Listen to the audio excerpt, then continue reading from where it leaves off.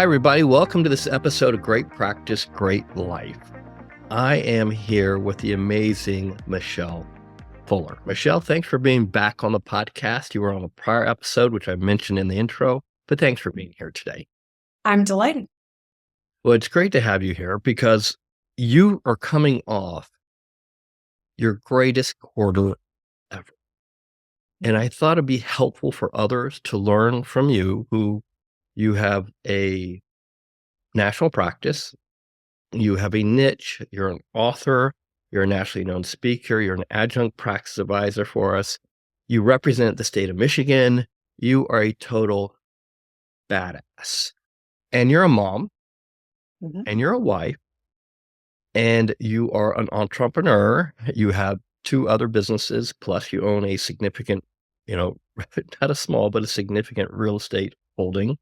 So you are like mastering so many different things. And when people meet you, especially other women, they're always amazed at what you get done.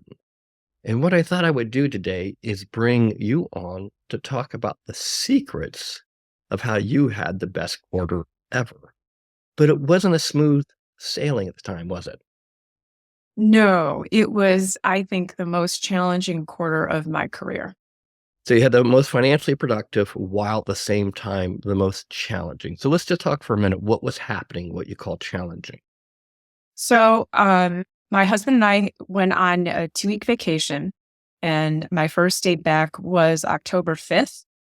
And, so you're feeling great, rested, recharged, right? And that was the first of several resignations of my core team. And so, as you mentioned, I have a lot of businesses, but one of the challenges, or one of the things that make my life interesting, which I love, but is a challenge at times, is that I am married to somebody who practices in California. So we actually live in Michigan and California in split time. So there is a time difference. There's the challenge of handling and managing and supporting a remote team when I'm the one generally who's remote. So all of those challenges were baked in. And so I come back, I'm in California, set to be there for 3 weeks. And that was the first of many resignations that cascaded. And so I had to drop everything. And, like the record needle goes. So I had to drop everything and really just focus on my practice and manage chaos, manage me and my emotions around it, and just get to work. And I didn't expect that.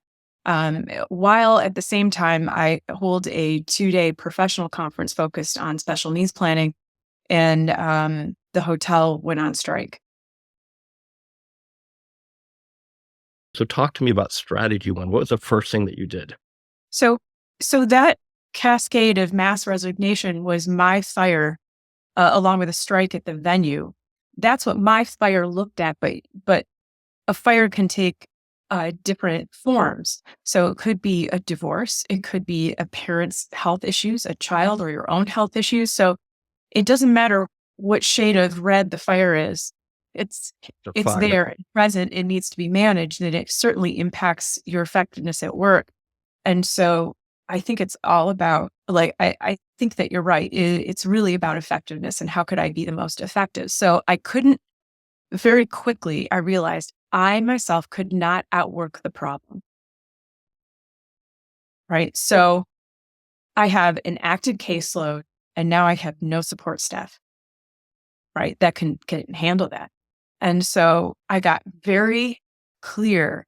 And that one thing was mindset. I think that was really important, is that was an opportunity, even though in the midst of chaos, right, you're smelling the smoke and your house is on fire.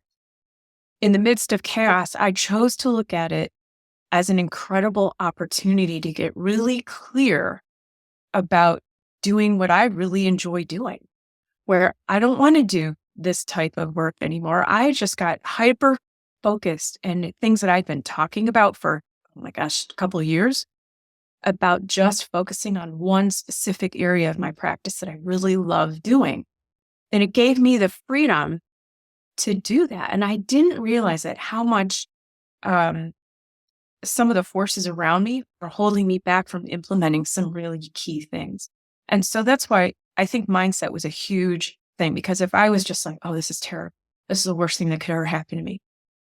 Mm, sometimes had to force myself to really focus my thinking and clarity about what the opportunity it was that was afforded to me, that I never would have had the courage.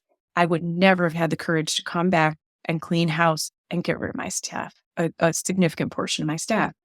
But yet that's what I actually needed to happen. And so your fire may not look like that, but what opportunity does it afford you that maybe was holding you back? And could it be get really clear about spending quality time with your family? But it's that moment of focus that you think, what is this opportunity? What is this lesson that I needed to learn? And that was it. It's like, quit holding back on and holding on to things that, the Marie Kondo. I needed to Marie Kondo my practice. And I can do that to my closet, and people have a hard time letting go of some of those things that don't serve you, bring you joy. And I think that's what I needed to do. Was it allowed me to Marie Kondo my my own practice. And the more I focused in on that, the more joy I got getting rid of things. And it was again, that was the cascading effect where I started cleaning house everywhere without mercy. And it feels so good. I feel so much lighter in every respect. So, and that means physically, literally going to clean out closets. And I'm like, what are we holding on to 5 boxes from old printers? What are we doing with this?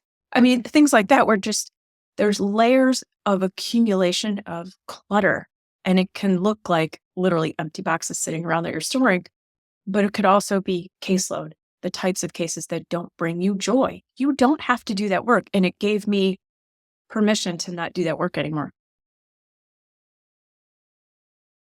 Now, you took on a particular strategy. It's one that we teach, one that we recommend, one that we encourage, but it's probably the most neglected strategy, I think, in our entire community. It's something you don't have to be an Atticus member to do, but it's a core strategy. I want you to talk. What did you do? Because instead of grabbing a shovel and a fire extinguisher, you doubled down on one core strategy. I asked you, why was this the best quarter ever? And you said, what?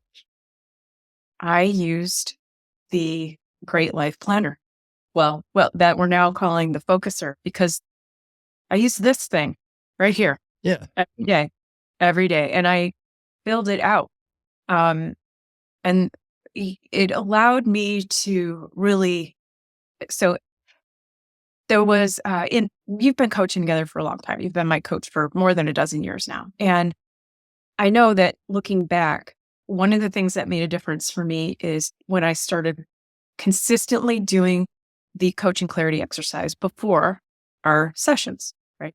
That was kind of a breakthrough. And also you told me that kind of a litmus test. That's a diagnostic to how well I'm managing. Like, what am I doing? Am I taking the time? Is it thoughtful, thorough? Are we focused then on what we're working on? And to me, I couldn't do that every day with you. I couldn't afford it, even though I'd want to, but that's what this was for me, is that I had built that small habit of getting ready to plan for our sessions. And this has been something that's been on my desk, and I'd use it intermittently. And, it's successful. So why continue to do it? Why is reflecting on what happened important? Because that's the only way that I learn. Ah, Thinking about what worked, breaking it down. What worked? What was great about it?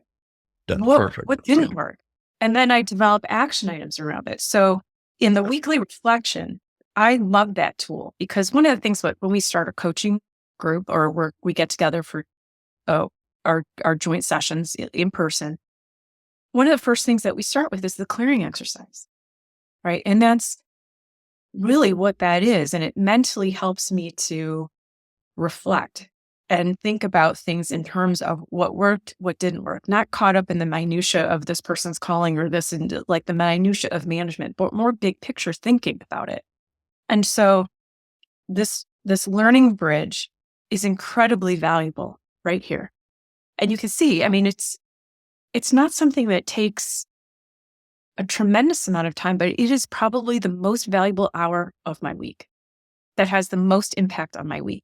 You're like, oh, you mean it wasn't closing that case? It wasn't doing it? No, because this sets me up for success. And when I started, that was the first thing that I did this was my rock where Well, I could come back and not just manage the chaos of the things that need to be done, but most importantly, my emotions about it. And I didn't expect that. I didn't expect that would be one of the outcomes where, we can really get focused on all the crap and the whirlwind of what's going on, whether it's personally, professionally. But this is, again, I had a couple things on here, right? And I actually wrote finished Marie Kondo project in my closet. So it also helps me get focused on how much time do I really want to devote to this? Am I going to spend my whole weekend doing this? No, I'm just going to focus on my closet and that's it. And then once I'm done, I get a nice check mark. So, and the other thing that I really like is that this weekend's relaxation or rejuvenation activities, I've just got a couple little things listed there, but that's really important to focus on what brings you joy. And I don't want to, this isn't a big plug for Marie Kondo. I didn't really expect it to go there, but what's really important is not just what worked, but why did it work? What didn't work? Okay, so what's the next step that will either relieve that pain or make it so it's not a toleration anymore? Is there someone I need to delegate to this to help me with this, where I can completely offload it, or do I need a who? Do I need to find that expert or that new person to do this role? So that's one of the things that I quickly realized is like, look, I can't. I love post-COVID virtual teams, and what has opened up so immediately. I couldn't fill staff quickly enough, but I could get a virtual team plug and play. And that's what I did. So it's about thinking strategically. And the only way I had the space to do that mentally was that weekly reflection.